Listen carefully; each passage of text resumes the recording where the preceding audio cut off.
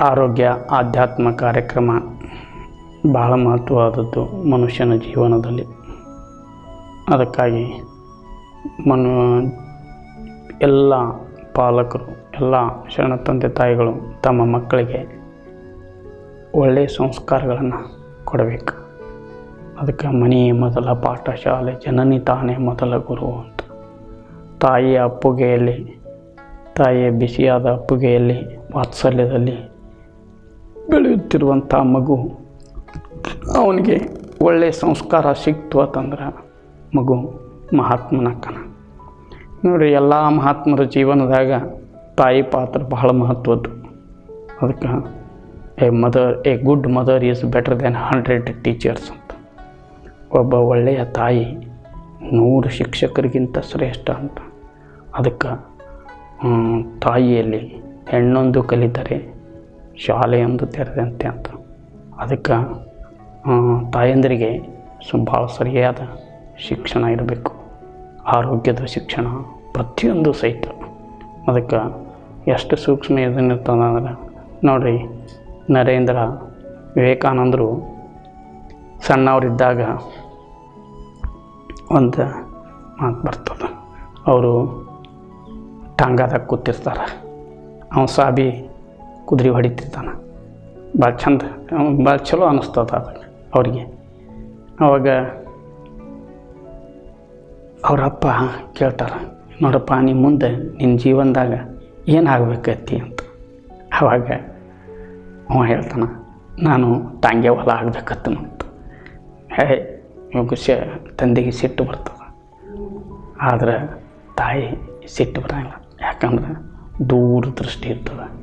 ಮನೆಗೆ ಹೋದ್ಮೇಲೆ ನೋಡಪ್ಪ, ನೋಡಿ ಕುರುಕ್ಷೇತ್ರದ ಇದನ್ನು ಕೃಷ್ಣ ರಥ ಹೊಡೆಯೋದನ್ನು ತೋರಿಸಿ ಇಂಥ ಟಾಂಗೆ ಹೊಲ ಆಗಬೇಕು ನೋಡಪ್ಪ ನೀನು ಅಂತ. ಹಂಗೆ ಇಡೀ ವಿಶ್ವವನ್ನು ಮಾರ್ಗದರ್ಶನ ಮಾಡುವಂಥ ಒಬ್ಬ ಸಾರಥಿಯಾಗಿ, ವಿಶ್ವ ಸಾರಥಿಯಾಗಿ ಅವ ವಿವೇಕಾನಂದರು ಬೆಳೆದರು. ಅದಕ್ಕೆ ತಾಯಿಯಲ್ಲಿ ಇಂಥ ಸೂಕ್ಷ್ಮ ಪ್ರಜ್ಞೆ ಮಕ್ಕಳಿಗೆ ಎಲ್ಲೆಲ್ಲಿ ಹೆಂಗೆ ಸರಿಯಾದ ಸಂಸ್ಕಾರವನ್ನು ಕೊಡಬೇಕು. ಮಗು ನಿರ್ಮಾಣ ಆಗುವುದು ತಾಯಿಯ ಮಡಿಲಲ್ಲಿ. ಅದಕ್ಕಾಗಿ ಮಗುವಿಗೆ ಸರಿಯಾದ ಆಹಾರ ವಿಹಾರ ಸರಿಯಾಗಿ ಎಷ್ಟು ನೀವು ಗಮನ ಕೊಡ್ತೀರಿ, ಸೂಕ್ಷ್ಮ ಗಮನ ಕೊಡ್ತೀರಿ. ತಾಯಿಯ ಗರ್ಭದಲ್ಲೇ ಯಾವಾಗ ಬಿಂದು ರೂಪದಾಗ ಮೂಡ್ತದೆ ಅಲ್ಲಿಂದನೇ ಸಂಸ್ಕಾರ ಚಾಲು ಆಗ್ತದೆ.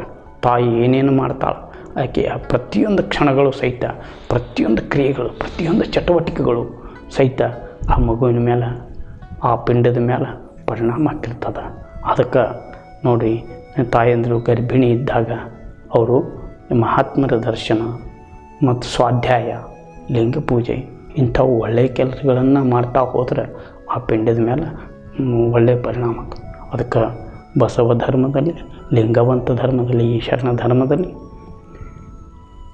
ಸಂಸ್ಕಾರಕ್ಕೆ ಭಾಳ ಮುಖ್ಯದ. ನೋಡಿರಿ, ಭಾಳ ಗರ್ಭಕ್ಕನ ಲಿಂಗ ಧಾರಣೆ ಆಗ್ತದೆ. ಬಸವಣ್ಣವರು ಅಕ್ಕನಗಮನ ಗರ್ಭಕ್ಕೆ ಲಿಂಗ ಧಾರಣೆ ಮಾಡಿದ್ರಂತ. ಅಂಥ ಮಹಾಜ್ಞಾನಿ, ಜಿಜ್ಞಾನಿ, ಚಿನ್ಮಯ ಜ್ಞಾನಿ, ಶಠಸ್ಥಲ ಚಕ್ರವರ್ತಿ ಚನ್ನಬಸವಣ್ಣ ಹುಟ್ಟಿದ ಸಣ್ಣ ವಯಸ್ಸಿನಲ್ಲಿ. ಎಷ್ಟೊಂದು ಅದ್ಭುತ ಜ್ಞಾನ ಇತ್ತು. ಅದಕ್ಕಾಗಿ ಸಂಸ್ಕಾರ ಮನುಷ್ಯನ ಜೀವನದಲ್ಲಿ ಬಹಳ ಮುಖ್ಯ. ಅಂಥವೆಲ್ಲ ಸಂಸ್ಕಾರಗಳನ್ನು ನಾವು ಜಾರಿಯಲ್ಲಿ ತರ್ತಾ ಇರಬೇಕು. ನಿಜಾಚರಣೆಗಳು, ಬಸವ ಧರ್ಮದ ನಿಜಾಚರಣೆಗಳು, ಲಿಂಗವಂತ ಧರ್ಮದ ನಿಜಾಚರಣೆಗಳು, ಇವೆಲ್ಲ ನಮಗೆಲ್ಲ ಸಮಗ್ರ ಆರೋಗ್ಯಕ್ಕಾಗೇ ಶರಣರು ಅವರನ್ನೆಲ್ಲ ಅಳವಡಿಸಿ ಹೋಗ್ಯಾರ. ಬರೀ ಅದಕ್ಕೆ ಆಧ್ಯಾತ್ಮ ಆರೋಗ್ಯಕ್ಕೆ ಭಾಳ ಪೂರಕ ಮತ್ತು ಪೋಷಕ, ಅದು ಅತ್ಯವಶ್ಯದ. ಅದಕ್ಕೆ ಮನುಷ್ಯನ ಜೀವನದಲ್ಲಿ ಆಧ್ಯಾತ್ಮ ಭಾಳ ಅತ್ಯವಶ್ಯದ. ಆಧ್ಯಾತ್ಮ ಇರಲಿಲ್ಲ ಅಂದ್ರೆ ಮನುಷ್ಯನ ಜೀವನದಲ್ಲಿ ಒಂದು ಹೆಂಗೆ ದೀಪಸ್ತಂಭ ಇದನ್ನಿಲ್ಲದ ಹಡಗ, ಚುಕ್ಕಾಣಿ ಇಲ್ಲದ ಹಡಗ ಹೆಂಗೆ ಅದು ದಾರಿ ತಪ್ತದನೋ ಹಂಗೆ ಮನುಷ್ಯನ ತನ್ನ ಜೀವನದ ದಾರಿ ಸರಿಯಾಗಿ ನಡಿಬೇಕಾಗಿತ್ತು ಅಂದ್ರೆ ಮನುಷ್ಯನ ಜೀವನದಲ್ಲಿ ಆಧ್ಯಾತ್ಮ ಭಾಳ ಅತ್ಯವಶ್ಯದ. ಶರಣರು ಆಧ್ಯಾತ್ಮವನ್ನು ಸಪ್ರೇಟ್ ಅಂತ ನೋಡಲಿಲ್ಲ, ಇಹವನ್ನೇ ಮಹವನ್ನಾಗಿ ಮಾಡಿಬಿಟ್ರು. ಈ ಮರ್ತ್ಯ ಲೋಕದ ಕರ್ತಾರನ ಕಮ್ಮಟವಾದ ಈ ಮರ್ತ್ಯ ಲೋಕದಲ್ಲಿ ಹೆಂಗೆ ಬದುಕಬೇಕು ಅನ್ನೋದನ್ನು ಮರ್ತ್ಯಲೋ ಹೇಳಿಬಿಟ್ರು ಅವರು. ಮರ್ತ್ಯಲೋಕವೆಂಬುದು ಕರ್ತಾರನ ಕಮ್ಮಟವಯ್ಯ, ಇಲ್ಲಿ ಸಲ್ಲುವವರು ಅಲ್ಲಿಯೂ ಸಲ್ಲು. ಯಾರಿಗೆ ಲೌಕಿಕವಾಗಿ ಚೆಂದಾಗಿ ಬದುಕಲಿಕ್ಕೆ ಬರ್ತಾರೆ ಬರ್ತದ ಅವರು ಆಧ್ಯಾತ್ಮಿಕವಾಗಿ ಚೆನ್ನಾಗಿ ಬದುಕಲಿಕ್ಕೆ ಸಾಧ್ಯದ. ಆರೋಗ್ಯ, ಅಧ್ಯಾತ್ಮ ಅಥವಾ ಲೌಕಿಕ ಪರಮಾರ್ಥ ಬೇರೆ ಬೇರೆ ಅಲ್ಲ. ಎಂತಿರ್ದಡಂತೆ ಶಿವಪೂಜೆ, ಅದು ಏನು ಮಾಡ್ತೀವಿ ಅದೆಲ್ಲವೂ ಶಿವಪೂಜೆ ಅಂತ. ಅದಕ್ಕಾಗಿ ಆರೋಗ್ಯ, ಅಧ್ಯಾತ್ಮ ಒಂದೇ ನಾಣ್ಯದ ಎರಡು ಮುಖಗಳು. ಅವ್ರನ್ನ ನಾವು ಜೀವನದಲ್ಲಿ ಹಾಸುಹೊಕ್ಕಾಗಿ ಮಾಡ್ಕೋಬೇಕು. ಅದರಿಂದ ಏನಾಗ್ತದಂದ್ರೆ ಸತ್ಯ ಶುದ್ಧ ಕಾಯಕ, ನಿತ್ಯಲಿಂಗಾರ್ಚನೆ, ಭಕ್ತಿ ದಾಸೋಹ, ಪ್ರಸಾದ ಇವೆಲ್ಲವೂ ಸಹಿತ ಅನುಭವ. ನೋಡಿ, ದಿನನಿತ್ಯ ಅನುಭವವನ್ನು ಮಾಡ್ತಾಯಿದ್ರು. ದಿನನಿತ್ಯ ಅನುಭವವನ್ನು ಮಾಡೋದ್ರಿಂದ ಏನಾಗ್ತದೆ, ಅದು ಅನುಭವ ಅಂದ್ರೆ ಸಾಮಾನ್ಯ ಅನುಭವವನ್ನು ಶರಣರು ಹೇಳ್ತಾರೆ. ಇದ್ರ ಬಗ್ಗೆ ಅನುಭವವೆಂಬುದು ಆತ್ಮವಿದ್ಯೆ. ಇದು ಕಾಕಪೋಕು ಲೌಕಿಕ ವಿದ್ಯೆ ಅಲ್ಲ. ಇದು ಆತ್ಮವಿದ್ಯೆ.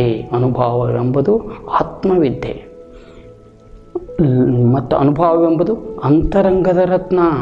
ಇದು ಕಲ್ಲ ಯಾವ ಹೊರಗಿನ ವಜ್ರ ವೈಡೂರ ಹೊರಗಿನ ರತ್ನ ಅಲ್ಲ, ಅದು ಅಂತರಂಗದ ರತ್ನ. ಅದು ಅನುಭವವೆಂಬುದು ಈ ಊರು ಗೌಡ ಮುಂದಿನ ಊರು ತಳವಾರಂತ. ರಾಜ ತನ್ನ ರಾಜ್ಯದಾಗ ಅಷ್ಟೇ ಗೌರವ ಸ್ವಲ್ಪಡ್ತಾನೆ. ಜ್ಞಾನಿ ಸರ್ವತ್ರ ಪೂಜ್ಯತೆ, ನಾಲೆಜ್ ಇಸ್ ಪವರ್, ನಿನ್ನೊಡವೆ ಎಂಬುದು ಜ್ಞಾನರತ್ನ. ಅದಕ್ಕೆ ಗಾಂಧೀಜಿಯವ್ರು ಹೇಳ್ತಾರೆ, आरोग्य का ज्ञान दीजिए ಅಂತ. जब व्यक्ति स्वस्थ है, न उसको दवा की आवश्यकता है, न उसको भोजन की, उसको आरोग्य ज्ञान दीजिए ಅಂತ. ಅದಕ್ಕೆ ಜ್ಞಾನ ಭಾಳ ಮುಖ್ಯ. ನಾಲೆಜ್ ಇಸ್ ಪವರ್, ನಿನ್ನೊಡವೆ ಎಂಬುದು ಜ್ಞಾನರತ್ನ.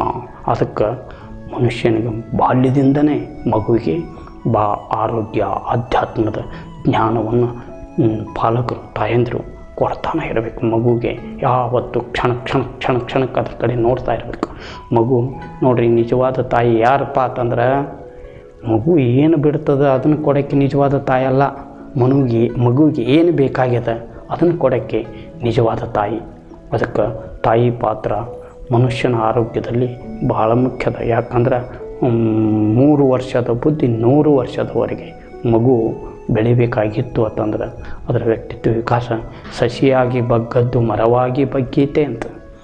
ಮಕ್ಕಳ ಬಹಳ ಸಣ್ಣವರಿದ್ದಾಗನ ಒಳ್ಳೆಯ ಸಂಸ್ಕಾರಗಳನ್ನು ಕೊಡ್ಕೋತ ಹೋದ್ರೆ ಒಳ್ಳೆಯ ಸಂಸ್ಕಾರ ಮನುಷ್ಯನನ್ನು ಮಹಾದೇವನನ್ನಾಗಿ ಮಾಡ್ತದೆ.